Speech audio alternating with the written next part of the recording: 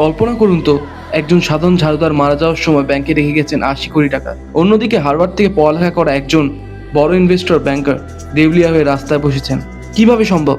আসলে সম্পদ অর্জন করা কোনো গণিত বা আইকিউ এর খেলা নয়, এটি হলো আপনার আচরণ বা বিহেভিয়ার। মর্গান হাউসেলের বিখ্যাত বই দ্য সাইকোলজি অফ মানি আমাদের শেখায় টাকা জমানোর জন্য আপনাকে জিনিয়াস হতে হবে না, শুধু নিজের স্বভাবকে নিয়ন্ত্রণ করতে হবে। আজকের ভিডিওতে আমরা জানবো সেই জীবন বদলকারী শিক্ষা যা আপনার পকেটে এবং মনের অবস্থা বদলে দেবে। ভাগ্য বনাম ঝুঁকি।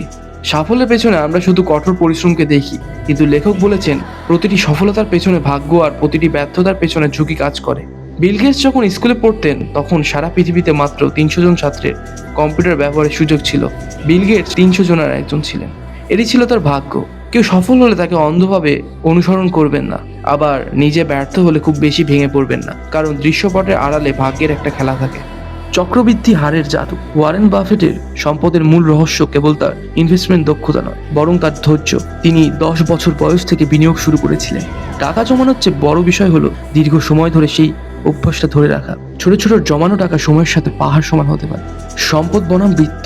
রিচ বা বিত্তবান হওয়া মানে হলো দামি গাড়ি, ঘড়ি দেখানো, কিন্তু ওয়েলথ বা সম্পদ হলো সেই টাকা যা এখনো খরচ করা হয়নি। সম্পদ আপনাকে স্বাধীনতা দেয়, আর লোক দেখানো খরচ আপনাকে ঋণী করে তোলে।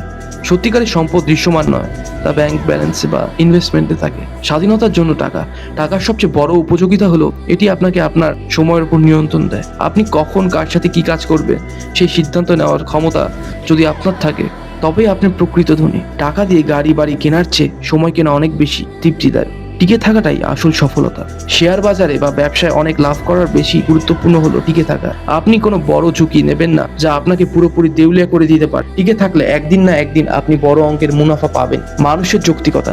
মানুষ যখন টাকা দিয়ে সিদ্ধান্ত নেয় তখন সে গণিত বা লজিক দিয়ে চিন্তা করে না, সে তার আবেগ, বর্তমান পরিস্থিতি এবং পরিবারের কথা ভেবে সিদ্ধান্ত নেয়। তাই আপনার ইনভেস্টমেন্টের প্ল্যানটা একদম পারফেক্ট হওয়ার চেয়ে আপনার মনের শান্তির জন্য কতটা সহায়ক তা বেশি জরুরি।